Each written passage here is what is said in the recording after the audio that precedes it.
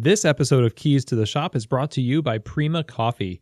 Whether it's espresso machines, manual brewing devices, or general coffee shop needs, they seek to pursue the most innovative coffee products, both domestic and abroad, to offer their customers.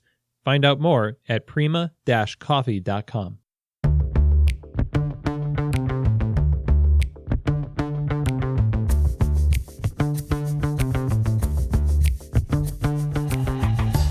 This is Keys to the Shop, episode number 26, What Your Roaster Wants You to Know, with U.S. roasting champion Mark Michaelson. Well, hello everybody, and welcome to another episode of Keys to the Shop, where we give you insights, inspiration, and the tools you need to grow as a coffee service professional. My name is Chris DeFirio. I'm your host, and I'm really grateful that you decided to join us today. And, I gotta say, I'm really just thankful for you and you out there working in coffee, all the hard work you do and the dedication to making coffee better and serving your community and each other. Thank you so much. And today we're doing a bit of a new thing, a feature called What Your Roaster Wants You to Know. Now, we as baristas and people who work in the front of house, for lack of a better term, maybe it's the perfect term, we receive the roasted coffee, we extract it to the best of our ability, but so much energy and information and potential is centered in the roasting process, and I think it would be great to get a little more familiar with the people behind that process who have such a huge impact on the end product. And so I know we're going to learn a lot from their stories and experiences and insights, and we're going to kick that off today by featuring none other than the new U.S. roasting champion himself, Mark Michaelson of Onyx Coffee Lab. So besides being the new U.S. roasting champion, which is awesome, Mark is also a certified Q grader, and he has been roasting for Onyx Coffee Lab in Northwest Arkansas ever since the beginning of Onyx Coffee Lab. And today he's going to be sharing a little bit of his origin story, how he got into coffee. You'll hear a little bit of the history of Onyx Coffee Lab, and you'll also hear about his competition. And then we get into, for Mark, there are 5 things that he wants us to know who work in the cafe from a roaster's perspective. And this was just a really great conversation with him, and the points that he makes are really good ones and worth thinking about and implementing in your practice on your bar. I know we're going to learn a lot together, so here now is my interview with Mark Michaelson of Onyx Coffee Lab. Mark Michaelson, welcome to Keys to the Shop. Thank you so much for having me. It's a real pleasure to finally get to actually talk to you and not just stalk you on Facebook. It's funny because I've been following your sort of like photo journal of your roasting at Onyx on Instagram. Always look like you're having fun, and you're just somebody who I've always wanted to get to know a little bit better, and here we are on the podcast. Yeah, there's actually a funny joke about that. Jen Apodaca and the other judges commented on that they had never seen somebody be that excited about competing in a roaster competition as far as my photos were, because I was posting so many about just how fun I was having roasting the actual coffee, and they were really thrilled, and they laughed a lot because they were like, some of the pictures were quite amusing. You got to have fun when you're doing that work, right? Yeah, and plus, it's 90 to 100 degrees back there, so you got to do something to kind of break away from the knowing that it's so hot. So you fool yourself a little bit. You have to. We've melted 3 or 4 motherboards in the last 3 or 4 years back there while roasting because it just gets so hot. Holy cow. Well, let me be like the 1000th person to congratulate you on your win at Expo. Congratulations. Thank you. And you're so now you're the U.S. champion in roasting. The roasting championship just is going to be happening in China. Is that right?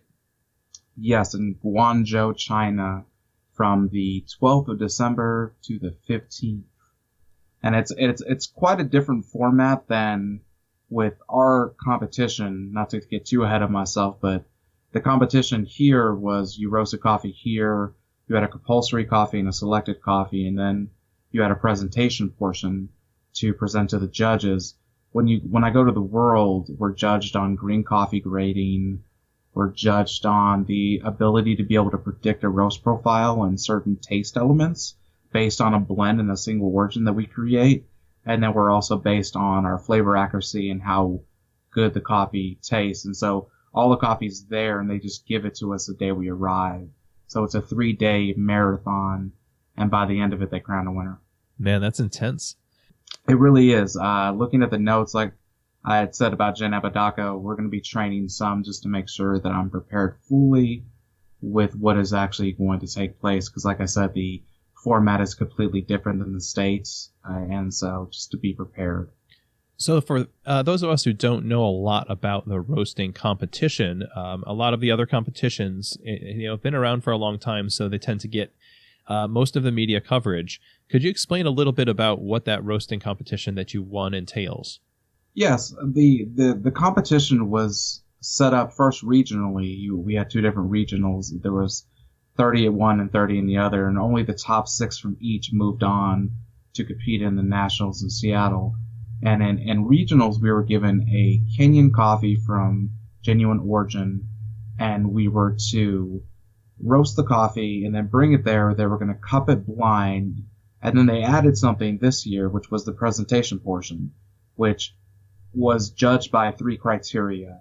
Flavor accuracy, which doubled your green coffee knowledge and your roaster knowledge. So basically, they blind cupped your coffee, then you presented it for 5 minutes or less, and you told them your roast theory. Based on the green coffee that I got, I did this in a sample roast based on that taste and all that information. Here is my roast theory, and here are my flavor notes.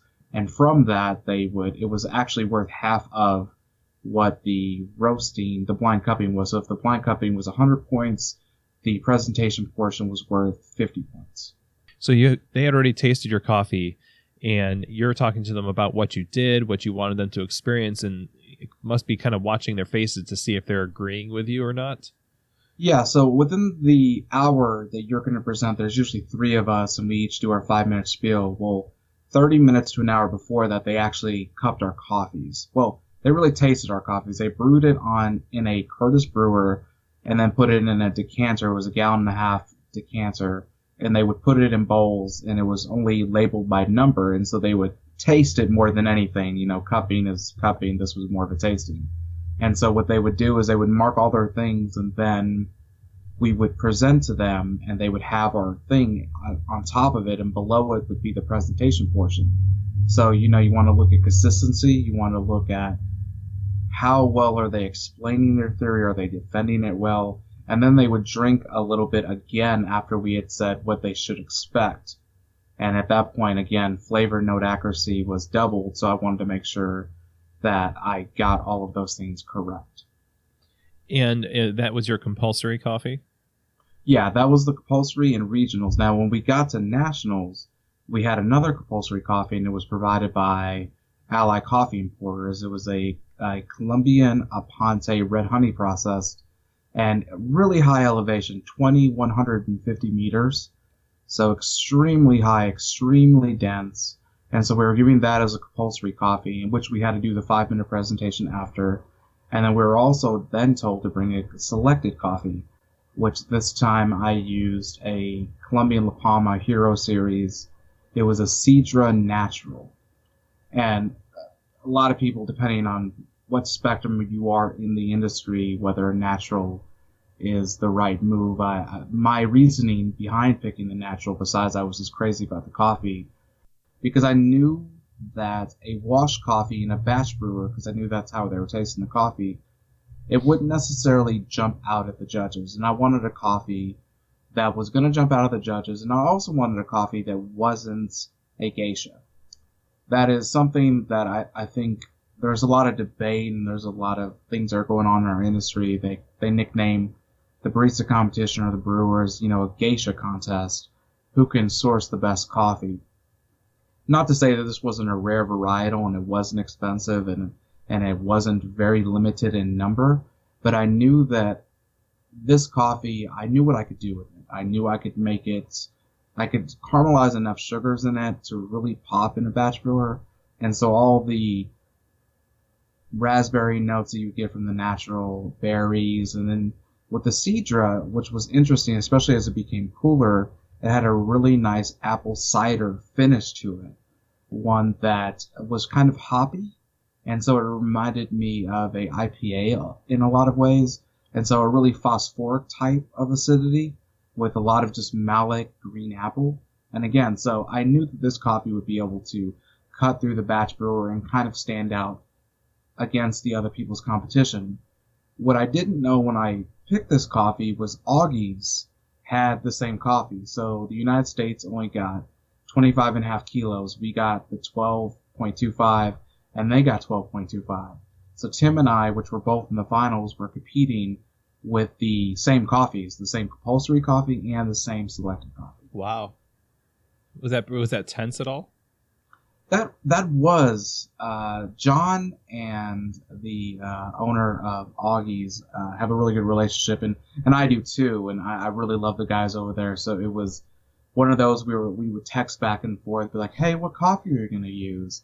And we kind of coy with each other, and it's like, "Oh man, I'm just gonna use a Robusta, a high elevation Robusta from so and so's farm." And I mean, we both knew it in the back of our minds we were gonna use this coffee. And so it was interesting to taste what he did to the coffee, which was really delicious, and what I chose to do with the coffee. And now, are you going to be sourcing a new coffee for China? No, like I talked about earlier, when we get to the world competition, they provide us with 5 coffees. One of the coffees they consider it a dummy coffee, so you get to learn the machines. And so when you're roasting on the machines, you can use this dummy coffee. Then out of the 4 coffees, one of them has to be a single origin, and then the 3 left over have to be blended at least 10% each in a blend to present to the judges. So on the final day of competition, they'll judge you on your single origin and they'll judge you on your blend. All right. So that, I mean, it sounds pretty like an even playing field for everybody. So it takes that whole idea of a sourcing competition out of the equation. It really does. It allows us, as like I said, part of it is also green coffee grading. As a Q grader, I've done that, and I'm really familiar with the idea and knowing how to do it. And they also give us lab equipment to be able to check the moisture, because they don't give us any information on the coffee other than this is a Colombian, say it's a natural, and this is the elevation. They're not going to give us density reading. They're not going to give it a moisture level. What they're going to do is just give us all the tools there, and we can utilize any of the tools or all of the tools as we see fit. Nice. So now we've been talking about roasting, and you're knee deep in the community, well respected, and you've roasted coffee for past champions as well as now being a champion yourself, right? I had the privilege to roast for Charles Babinski twice, and in fact at Expo I finally got to meet him in person. We've talked on the phone and talked about roast profiles and whatever he needed at the time.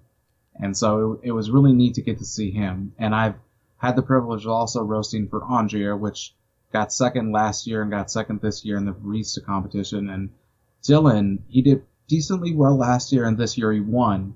So not only was I having to prepare for my competition and keep up with inventory here and all the goings on with roasting, because I'm the head roaster at Onyx, I also had to roast for them and cup with them and see what they really wanted in a coffee. So it made this even more special to me when I won, because there was so much more pressure of roasting for them and also keeping up with my daily job. Well done, man. That sounds like a pressure cooker, but you guys were cleaning up at Expo. I just was in awe of how well your team did. So congrats.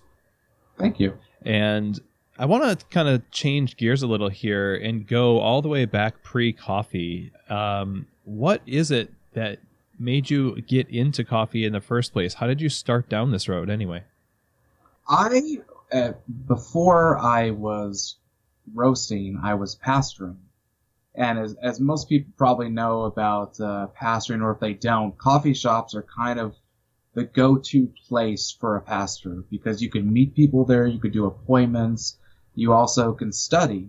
And I have 3 small children, and so studying at home was not something that was very conducive to learning or studying for that matter. Sure. And so 2 days a week, I would go to this coffee shop that John and Andrea owned at the time. And it wasn't Onyx, it was before then. And I would study. And about 6 to 8 months into finding them in their coffee shop, I got diagnosed with diabetes type 2, which was really crushing at first. And I knew that I wouldn't be able to consume the amount of sugar because I wasn't a coffee lover as much as I was a flavored coffee lover, if you know what I mean. I like the dark hazelnut taste. I like the macchiato. And so I knew I couldn't order those things anymore, that I would have to start on a diet that really limited my sugar. So I said to myself, I see these bags that say blueberry or they say apple or they say anything like that. So I want to be able to taste that. And I've never been able to taste that before. And in fact, I didn't like black coffee at all.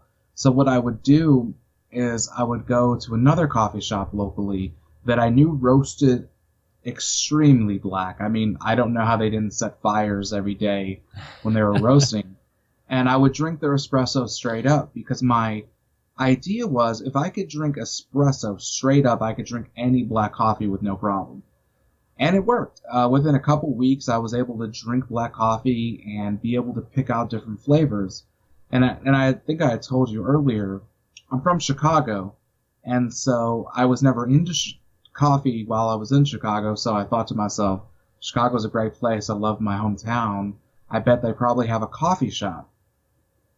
So I went online, found Intelligentsia, and this was back in 2009, and I ordered some coffee from them. I don't remember what the house blend was, but it said apple on it, and I was curious. I wanted to taste apple. I get it home, I taste it, and it was that aha moment. It was the first time that I had saw something on the bag, and it literally tasted like a Granny Smith apple. Nice. It was mind-blowing. And so what I did, as one that had the gospel of great coffee, if you will, took it to John and Andrea and said, hey, you need to try this. I know you don't sell this coffee, and this is probably not the kosher thing to do, but you need to try this coffee. Because back then, coffee around here was more still in that second wave type thing, more coffees that are not necessarily all in second crack, but if not, they're really close. And so I just kept bringing them coffees after that and bugging them, hey, you need to taste this, hey, you need to taste this. And so John eventually came up to me just one day randomly when I was doing sermon prep and said, hey man, I'm gonna start this venture. I want to roast for myself, and I know that we may not be good at first. In fact, I don't even know what we're gonna do. We joke around, but he stated this to me at the time. He's like, I would be willing to sell to prisons if I have to. He said, I just want to do my own brand. I want to do my own thing. And I said, yeah. He said, hey, I would like you to come with me, a couple times a week and just help taste and see what, we'll see where we go from there. So that was my introduction into coffee. I had never been a barista. I had never done any training. I just knew somewhat that I had a decent palate because I was training myself on to be able to taste different qualities within coffee. And he noticed that. Again, I kept bugging him, bringing him coffee. And he said, hey, let's try it. And it's been quite the ride since. And what year was that you started with John and Andrea? They started, the company was not branded until 2011, but we started roasting in about 2010, just doing, just learning, because unfortunately, as I see a lot in the industry, and you're probably more familiar with this too, is everybody thinks they can roast. Everybody thinks that it looks easy. They watch a video, they read a book, and they could do it. But we had the wherewithal to realize that we're not going to be that good, at least for 6 months to a year, because we didn't know what we were doing necessarily. We had very little training, and so about a year and a half, 2 years of roasting 75 to 100 pounds maybe a week, learning how to source some coffees, cup coffees, and roast coffees better until we were finally satisfied that what we could produce was, if not better than what they were currently serving, at least on par. But again, we knew that for a while we wouldn't be good, so we waited that time just learning. Man, so you prepared yourself, you trained your palate to be able to drink black coffee, taste the nuances, and then you guys got together and were training yourselves to roast great coffee, to get those flavors that you want to be on par or better than the people who you respected in the industry. And it sounds like there's so much due diligence that went on behind the scenes, even before the branding of the company. Yeah, there was a lot of funny stories that I tell people, and they're all true. But I joke around about how that I used to call roasters, whether it was Intelligentsia, whether it was Ritual, Stumptown, Hard, whatever it was, I would call the roastery department and ask them questions.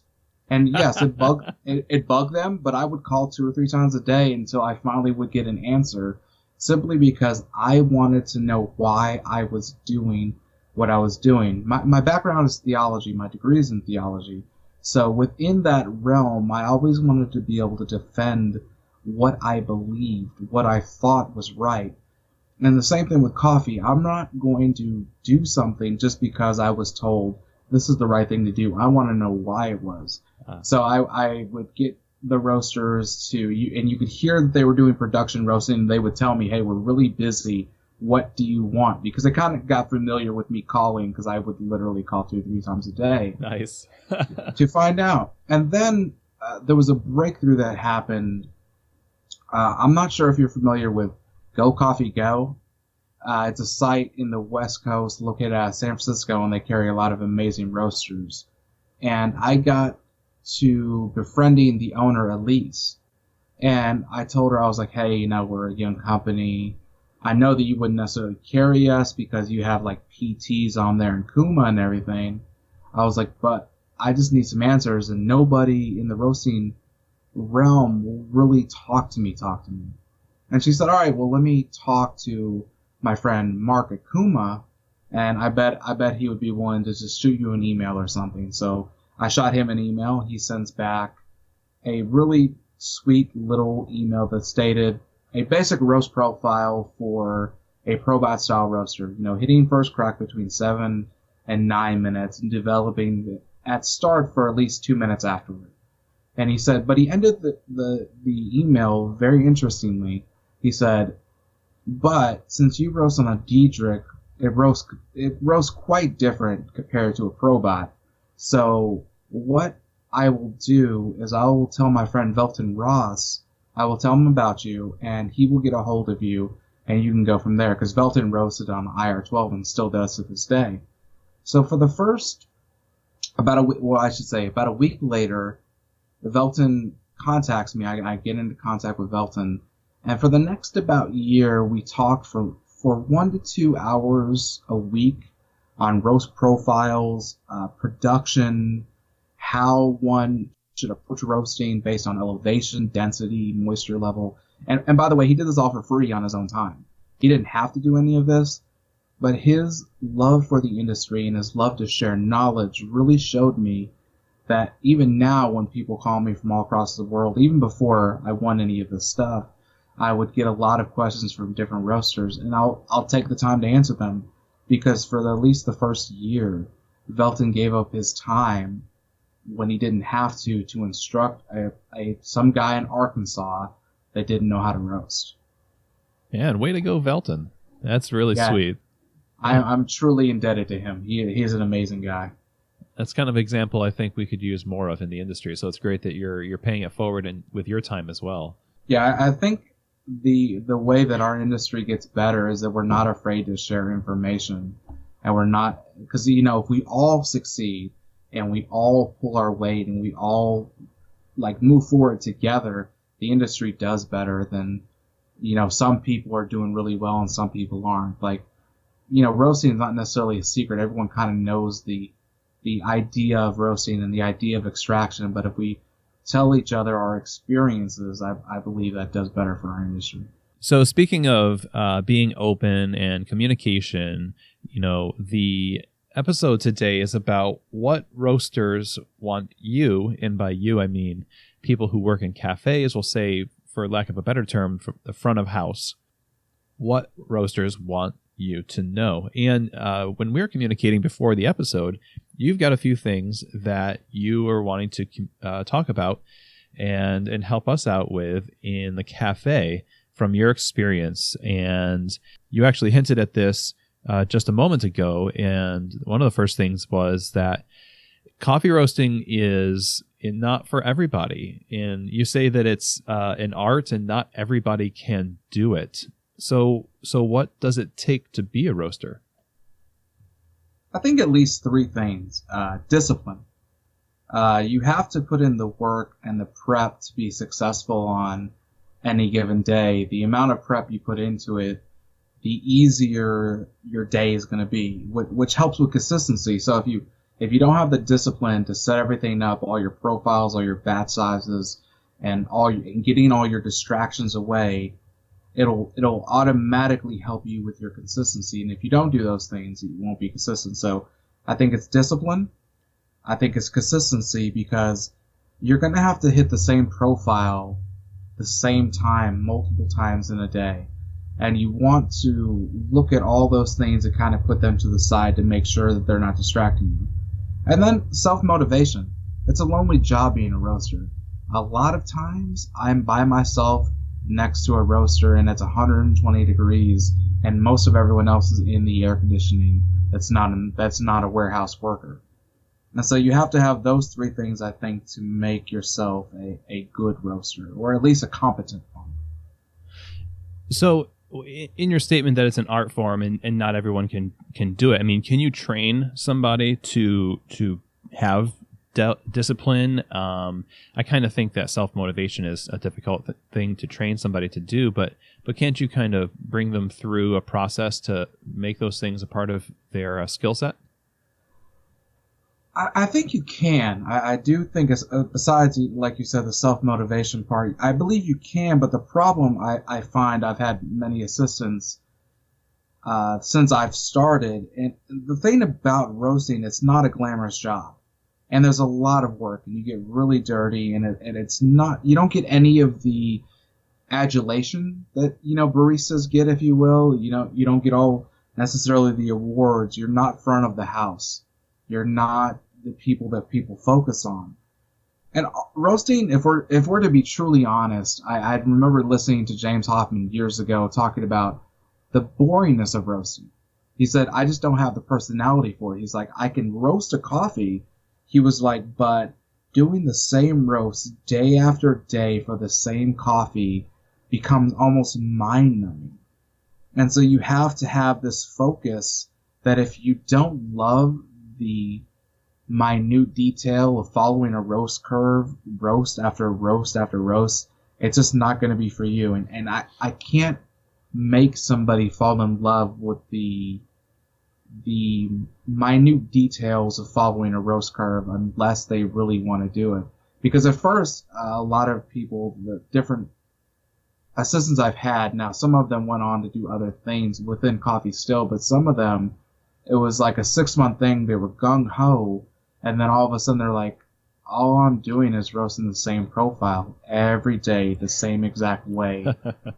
What's so glamorous about this job? And I always tell them it's not a glamorous job. It's a hard job, but I think that the problem becomes is while you could teach them the keys of discipline and how to try to be consistent, that self-motivation is not going to be something that they just naturally have. If they don't have it, it's really hard to teach.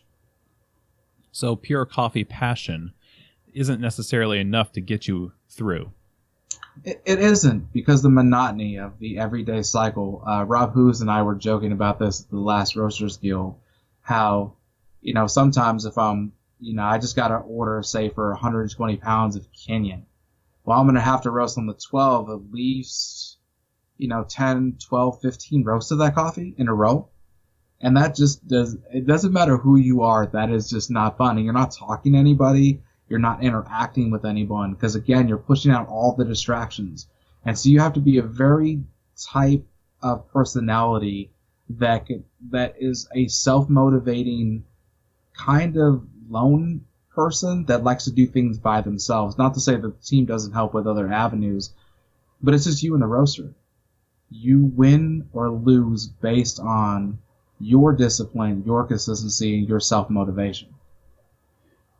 Wow. So anyone listening to this who is really fond of minute details, hard work, and 120-degree temperatures, you just might be a roaster. Yes, one person asked me an assistant before, and now she manages one of the shops. Her name is Megan, at the Bentonville shop, actually. She asked me what she should do to prepare to be my assistant, and I simply said CrossFit.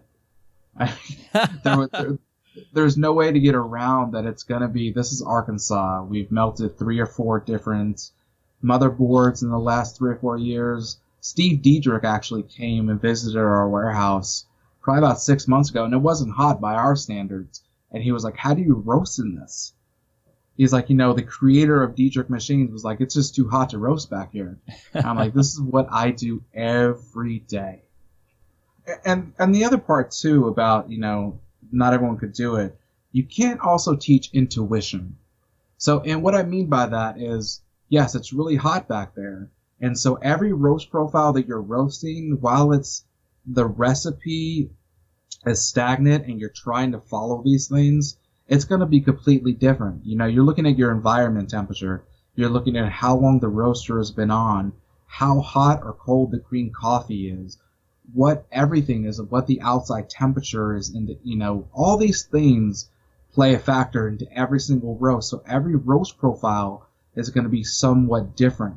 So you can't teach somebody to look at a profile and say, hey, if I'm doing this, it needs to be this, because sometimes you have to guess.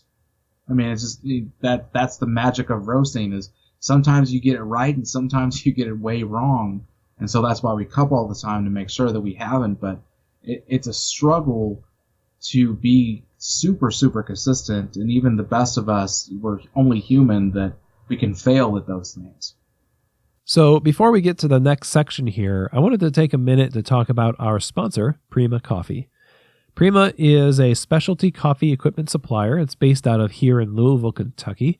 And from the beginning of their company, they've set out to make the best coffee brewing equipment available to the general public. Their focus is on curating the best coffee equipment for every need, from grinders to espresso machines to under-counter fridges, pretty much anything you can think of. And they also put a huge emphasis on having the expertise to help their customers get the right gear to fit every situation. So I highly recommend Prima Coffee. We use them at the shops here. And when you visit their website, Prima-Coffee, right now you can use the promo code KEYS10. That's KEYS 10. And that will give you $10 off any purchase over $75. Some restrictions do apply. Again, be sure to check out prima-coffee.com. And when you check out, use the promo code KEYS10 to get that discount offered only for the listeners of Keys to the Shop podcast. And thank you, Prima, for your support of Keys to the Shop.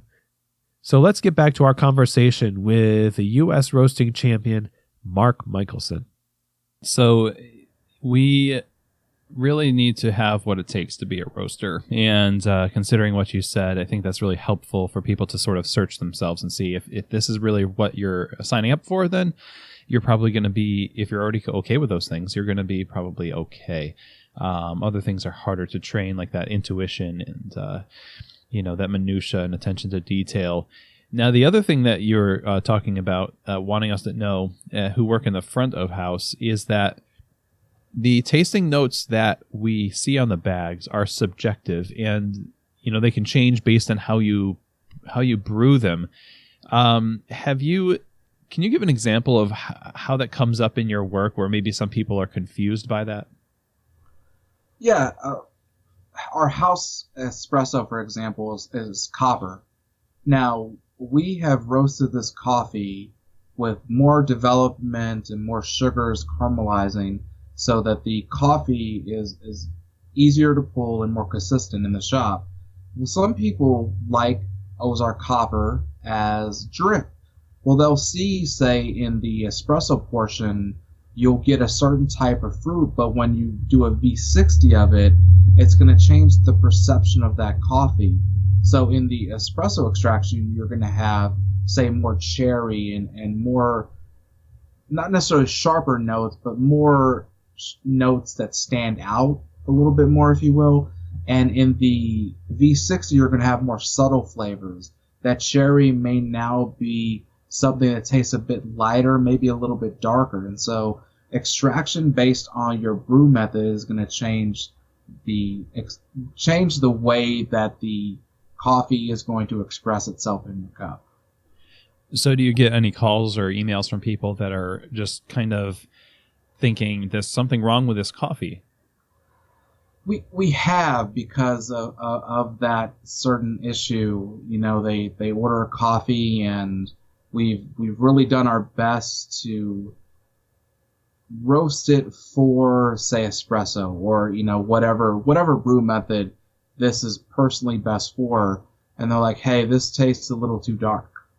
And we're like, well, in our shops we have an SOE, which is single origin espresso. We have a decaf espresso. We have a modern espresso that goes well with a cappuccino. And then with our lattes, we have a more traditional espresso that cuts through the milk better. And so they'll take that like darker espresso and say that as a brewed coffee, it just tastes too dark. Well, that's not the purpose of that coffee was not necessarily to brew it like that.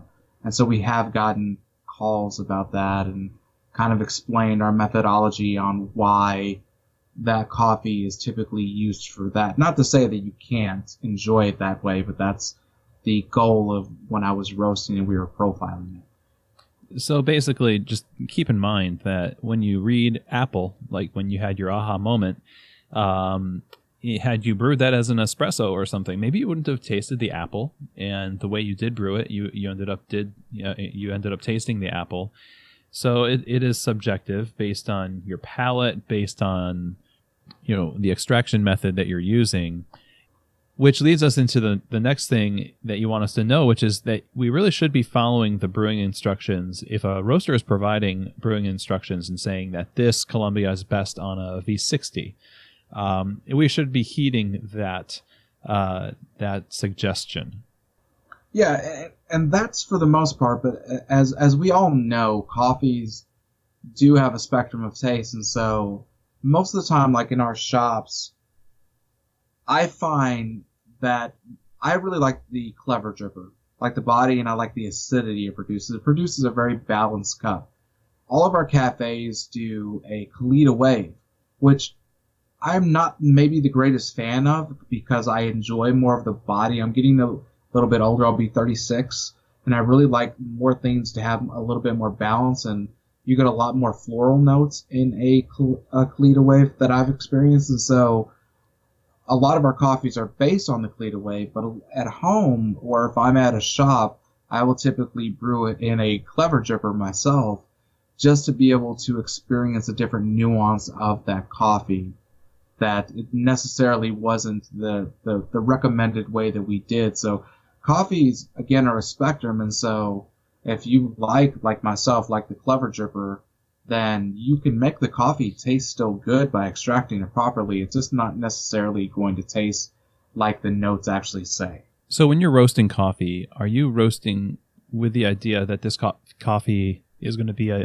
used in a drip or an espresso? Do you set out ahead of time, or do you fit coffees retroactively after they're roasted? Like, how do you make those decisions about what it's best on? That's a really good question and a great debate with in our industry. Espresso at the end of the day is an extraction. We all know that. But the thing about espresso is that it magnifies imperfections within a roast profile, or it magnifies greatness within a roast profile or greatness within that coffee. And so we typically do not roast, other than for espresso, for a particular roast, for a brew method in a brew method itself. And so when we're brewing, or when I'm roasting, say, our Kenyan coffee, I am not roasting it to taste best on a Kalita Wave.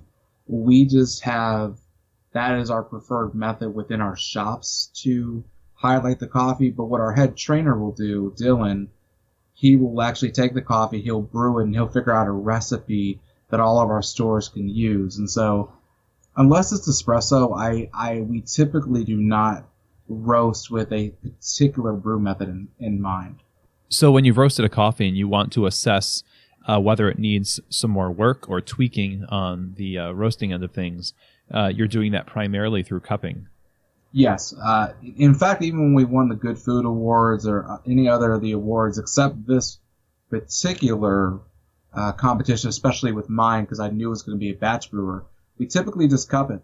If it's good on the cupping table, it's going to taste good on pretty much any method. Now, there could be some drawbacks if it's a batch brewer. We might want to go a little darker, but we don't. Like you said, we just assess it by the cupping table. And we know well enough our coffees that if we are extracting it, say like our house blend is typically batch brewed, we know on the cupping table, John and I, how to taste the coffee and know how it's going to taste in the batch brewer. Now, we also drink it through the batch brewer just to kind of make sure, but all of our decisions on going darker, lighter, longer development, shorter are based on just cupping the coffees. That makes a lot of sense. And you guys are really familiar with your own stores and your own coffees and your methods. And that's part of the intuition that you were talking about before. Yeah, it's definitely looking at those things and making sure, because sometimes when people cup with John or I, we will talk about certain things and most people will not get them because we have our own language, if you will, when it comes to cupping. We'll know that, for instance, most people in the industry will tell you, and it's true, when you say 405, you drop the coffee at 405, that means nothing to you in Kentucky. Because 405 for you could be 395 because your drum thickness, the depth of your thermocouple, your environment, and so on and so forth. And so sometimes when we're cupping, we'll say, hey, we need to drop this, or we need to add 2 degrees to this, and this is what's going to make this coffee sparkle a little bit more.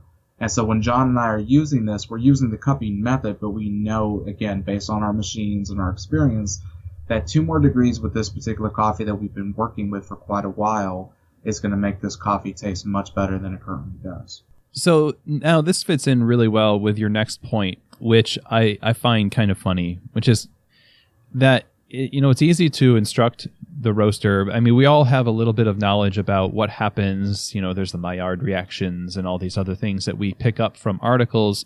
When you're a barista, you read about roasting, and some of us can presume to instruct the roaster from our end. But I mean, just hearing you talk about all the details that you guys go through, that's usually not a good idea to kind of tell the roaster how to do their job. Do you get that a lot? I don't get it as much anymore, but you definitely get, if you do a public cupping and you have individuals that maybe roast at home and you're talking about what you did as the roaster to, highlight certain nuances within this coffee, and they'll interrupt you and say, well, no. What you need to do is follow this method of, A plus B equals C. And they don't realize that their method may be true for what they do, and it may be true for what other people do. But for what we're doing with this particular coffee, we've done enough research and enough actual work to it to make sure that what we're doing is the right thing by the way that we're expressing those flavors to that coffee. So they're kind of coming at it out of context. Yeah, and they are. And my greatest thing, and I tell people this, and I've kind of talked to people at our shops, like if you're going to come with a suggestion, I have at least 2 things that I ask of people if there's something with the coffee that they don't understand. And one is not to come at the roaster arrogantly. Don't come with this kind of holier than thou, that, hey, I watched this video that, Joe Morocco was saying this. I love Joe Morocco, and what he usually says is pretty true, but, just an example, he was saying that you need to do this to this coffee. And I'm like, okay, that's cool. Was he roasting in Arkansas? Was he roasting this particular coffee? I mean, so there's so many more nuances than just a roast profile itself. So you have to come with humility. You have to come with, which leads into my second point, you have to go with learning in mind. If you approach somebody with a problem that you think that a coffee is under or over or what have you, if you come humbly and you come with a learning spirit in that you want to present solutions, not just problems, and you want to help the roaster, if there is a legitimate problem, this is what we're experiencing. What can I do as a barista, as whatever, a cafe owner? What can I do to make the situation easier? And so as a roaster, I see the humility. I see that they're not trying to instruct me, and I see that they're trying to learn, and we're trying to learn together, because at the end of the day, whoever we're selling coffee to, whether it's our own shops or somebody across the state, we want the customers that are in that shop to have the greatest experience with our coffees. And so it's best for you and me if we both learn from the situation. So what you're saying rings really true for my experience in, we try to communicate to the production here at Sunnergasse the same way. And sometimes we can get ahead of ourselves, and it's easy to forget that, and I think this is true, that in the cafe, there are so many more outlying causes that could be to blame for something weird going on with the coffee that you really have to work hard at eliminating first before saying stuff like, oh, I think this coffee is grassy or under. And it could be just your recipe, or you're not dialed in, or whatever. And it's also too, we one time had a customer that bought our coffee in a different state, and the customer's complaint was it was what we considered a Euro shade. Now our Euro shade it doesn't have any oil on it, so it's technically not Euro shade as it's been traditionally known. But I leave it longer in the roaster so it has those smoky type flavors, but they're not overwhelming. The person looked at the coffee and automatically wouldn't even taste the coffee because they were like, this is wrong. Your roaster did something wrong.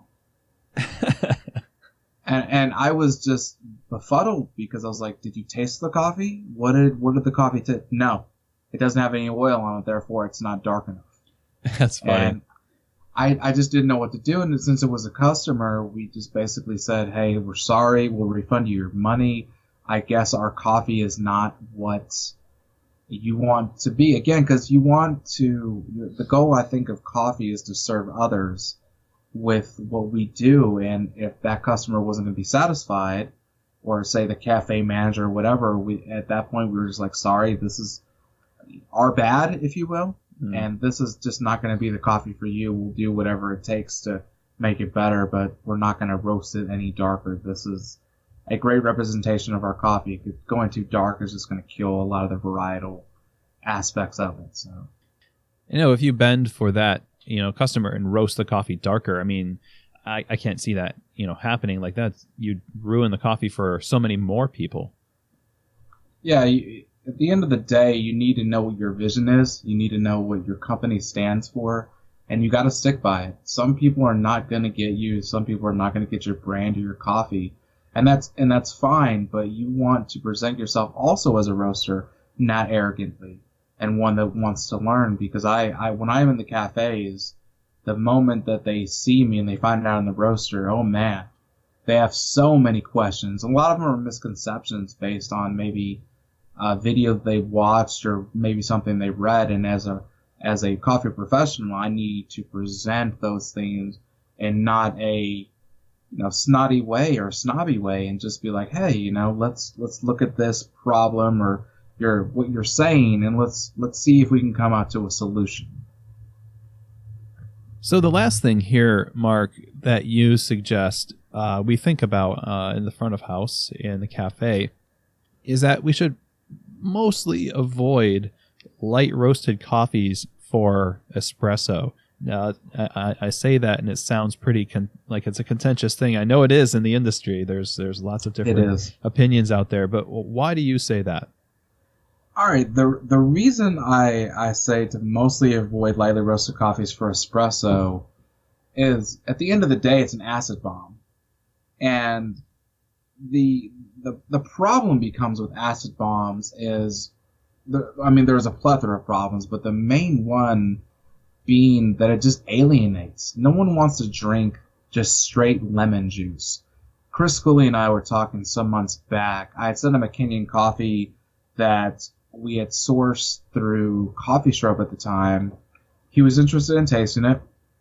I sent it to him, and he talked about just how great it was, how much more developed it was for that thing. And he said, so many people are so focused on acid these days, especially for espresso and stuff, that it causes your mouth just to reject it. And that acid bomb just alienates people. It just alienates because it's just not something that's actually pleasant to drink.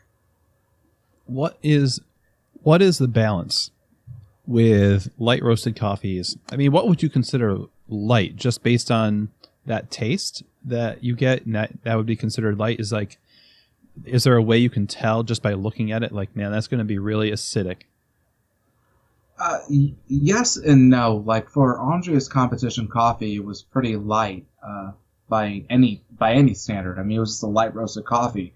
What I did to combat the crazy amount of acidity that was in the coffee she was competing with was we talked a little bit about the Maillard reaction. So right after the Maillard reaction, caramelization happens. So when you see it yellowing and when it starts to turn brown, all of those sugars really start to caramelize during that stage, from browning to first crack. So my methodology and even my roast theory on the competition, and I talked about this, and this is really Onyx's roast theory, is to caramelize all those sugars in that stage to balance out the high acid of the coffee. So in that stage, you're going to be able to magnify your aromas, your flavors, your body to balance out those things. And so what we do, even for her competition coffee, is I really slow down. I use some airflow in that stage to really slow down the roast to really caramelize to balance out those flavors, those that can be off-putting. So you combated the light roast, but you did it. So we could use light roasted coffee. We just have to know how to combat that, really, like you were doing. Yeah, that's the big thing that we see, and I've been asked before, why do so many roasters roast so underdeveloped with their coffees? And what I said in the statement was, I find that a lot of younger roasters especially like the acid, because it's something different. It differentiates you from other things. And so a lot of inexperienced roasters don't know that. Again, we go back to, like, why are you roasting the coffee the way that you're roasting it, and can you defend that? And so that stage of caramelization, if it is magnified correctly, you can roast a coffee pretty light and still be able to pull it as espresso, and for it to be pleasant and inviting for your customer base. I imagine a lot of the thinking of, I just want to get out of the way of the coffee, kind of subconsciously plays into the idea of, just touch it with heat and don't develop it too much, because then we're going to lose the terroir of the coffee and all of that.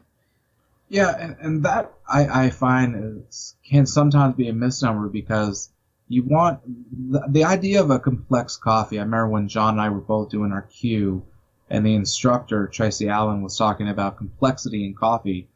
And he talked about acid bombs are not complex. They're acid bombs. They're one-note wonders. And what it ends up happening, if you're scoring a coffee, when you're looking at a coffee, you're looking at, is the flavor and the balance and the body and the acidity, how do they all play together? And if they play together really well, that's a really great complex coffee. And you're really doing justice to that coffee. When some will say that, we just want to, not get in the way of the coffee.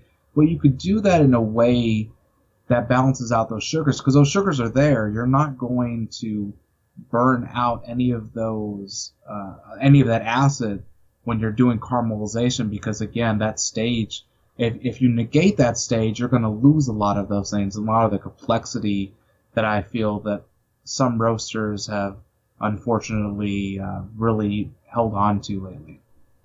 Mark, thanks so much for joining us today. I think all of what we've just been talking about has been really helpful to just kind of just pick apart and look at. And I feel like I've learned a lot just from this conversation, and I've enjoyed getting to know you a little bit better. How can people listening stay in touch with you, find out like how you're progressing with the competition? How can they reach out to you on the web? My Instagram is Mark_Michaelson.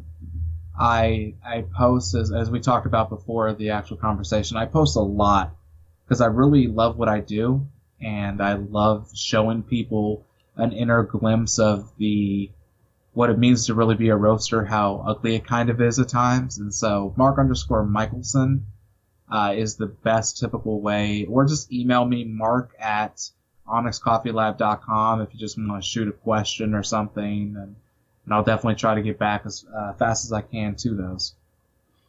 Sweet. Well, thank you so much again for joining us. It was a real treat to get to talk to you. Well, thank you so much for having me. It's like I said, I'm glad that finally the Facebook stalking has led to a real conversation. So. All right. Well, there you go. And thanks again so much to Mark Michaelson for joining us on the show. I think you give us all a lot to think about and things that you might want to implement into your practice in your cafe. So many valuable perspectives on roasting coffee and what it's like to occupy that space as a professional. I just have a greater amount of respect for roasters after hearing all that he does on a day-to-day basis. And it's not glamorous, but we are super thankful for the roasters in our lives. Thank you once again to you, Mark. And best of luck to you at the Roasting Championships in China. If you want to learn more about Keys to the Shop, you can visit us online at keystotheshop.com. And you will find there the show notes, the resources, links, and all of our past episodes. Also, please do subscribe to the show on iTunes or where you get your podcasts. And if you'd like to reach out to me, my email is chris@keystotheshop.com. If you like the show, also consider leaving a rating or review in iTunes. It really helps the show gain visibility there, which helps give us a wider audience, which is awesome. So thank you so much for your time and listening today. Now, this week, go find a roaster, thank them for the work they do, give them a hug, and I hope this episode and all of our other episodes have given you keys to the shop.